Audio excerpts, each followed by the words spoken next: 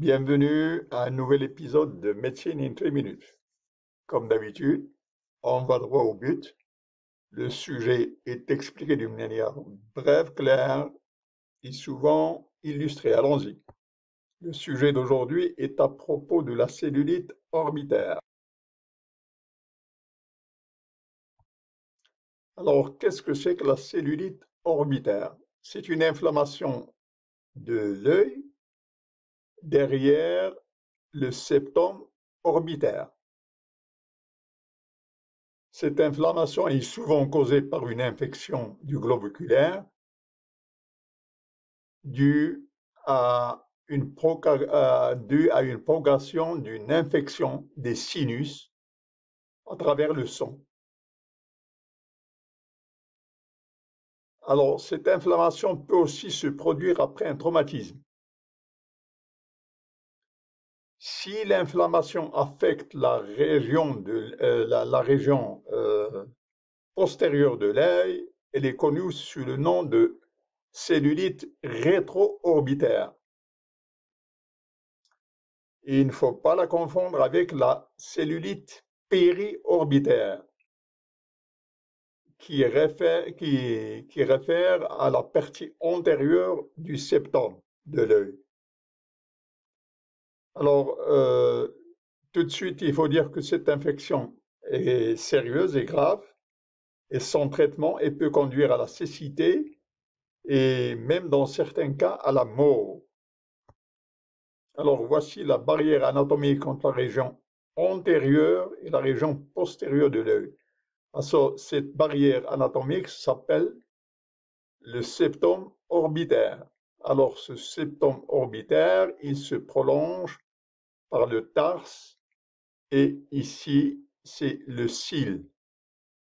Tout à fait antérieurement, on voit ici le muscle orbitaire. Et ici, bien entendu, le globe oculaire. Alors, septum orbitaire, tout ce qui est antérieur au septum orbitaire est préseptal et tout ce qui est postérieur au septum orbitaire est postseptal.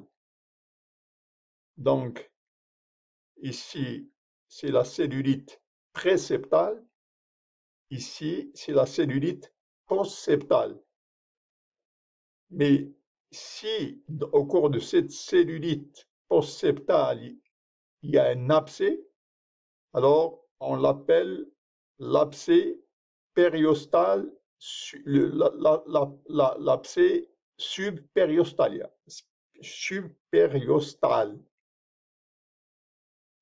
Alors, quels sont les symptômes de la cellulite orbitaire? Les mouvements de l'œil qui sont douloureux. Il peut y avoir une perte de vision. Il peut y avoir un chémosis. Qu'est-ce que c'est? C'est un œdème au niveau des paupières. Donc, il y a une limitation des mouvements de l'œil, un rougissement de l'œil, un œdème de l'œil et une incapacité à ouvrir l'œil, avec parfois une fièvre. Alors, cette image est pour illustrer l'incapacité à ouvrir l'œil. Alors, nous avons dit que la cellulite orbitaire est souvent provoquée par une sinusite. Alors, voici le rappel anatomique des sinus. Ici, tout en haut, c'est le sinus frontal. Ce qui est violet, c'est les sinus maxillaires. Ce qui est médian jaune, orange, c'est au-dessous de la selle turcique, c'est le sinus phénoïdal. Et de part et d'autre du sinus phénoïdal, il y a deux sinus, ce qu'on appelle les sinus ethmoïdaux. Alors, de profil, voici le sinus ethmoïdal, voici le sinus maxillaire, voici le sinus sphénoïdal et voici le sinus frontal. Alors, le signe caractéristique, le signe très évocateur de la cellulite orbitaire est cette tension, cette sensibilité, cette douleur au niveau des sinus ethmoïdaux. Alors, la cellulite orbitaire est une inflammation. Les caractéristiques de l'inflammation sont les caractéristiques cardinaux de l'inflammation, à savoir la tumeur, calor, rubor et rougeur de l'œil. Alors, les éléments prédisposants, l'asthme, les, les, les, les, les personnes asthmatiques sont prédisposées à avoir cette cellulite orbitale. Les polypes nasaux peuvent aussi être prédisposants à cette cellulite orbitale. Et s'il y a des gens qui ont un déficit immunitaire, si l'immunité pour une raison ou pour une autre est altérée. Alors, nous avons dit que parmi les causes, c'est surtout une sinusite infectieuse, mais il peut y avoir une septicémie au niveau du sang et des infections des paupières, des infections des paupières et des infections de l'arbre respiratoire. Sans oublier, bien entendu, le traumatisme de l'œil. Alors, les germes en cause, les germes qui provoquent la cellulite orbitaire.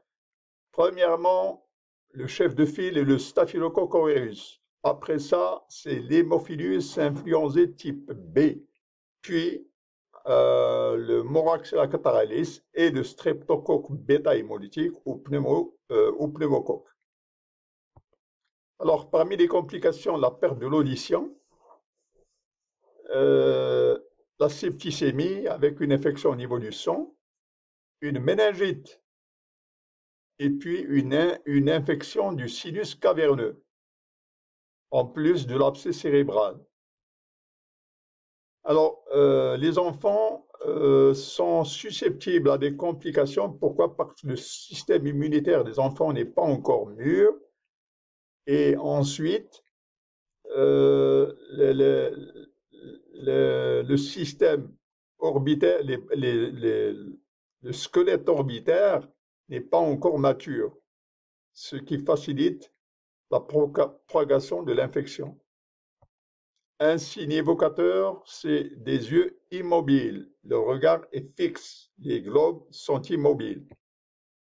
Alors, il y a une perte de la vision dans 11% des cas. C'est dire l'importance et la gravité de la maladie. Et l'infection peut s'étendre au sinus caverneux et provoquer des thromboses et des abcès du cerveau et peuvent conduire à la mort. La cellulite orbitaire est une urgence. À l'hôpital, il faut tout de suite conduire une IRM et un scanner et faire des cultures de germes. Si la cellulite orbitale touche un nouveau-né, il faut craindre la méningite et dans ce moment-là, il faut faire une ponction lombaire. Alors, les grands repères de la cellulite orbitaire, c'est le septum orbitaire. Ce septum orbitaire, tout ce qui est antérieur est préceptal, tout ce qui est postérieur, tout ce qui est derrière est postseptal. Alors, si l'inflammation est postseptale, elle peut se compliquer par un abcès qui est subpériostal. Le signe le plus évocateur, c'est la difficulté d'ouvrir l'œil. Le regard est figé, les yeux sont immobiles, les globes sont noirs. À l'examen, la pression sur les sinus ethmoïdaux provoque une douleur à la pression. Elle est très évocatrice.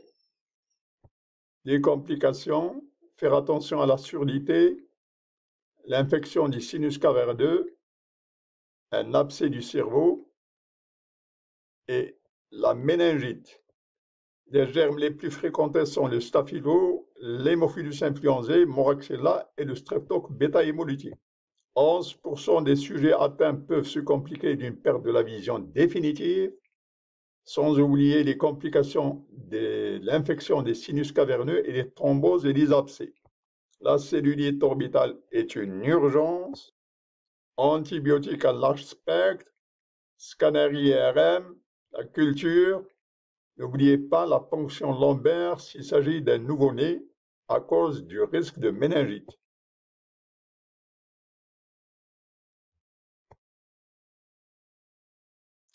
Merci d'avoir assisté à cet épisode de Médecine in 3 minutes.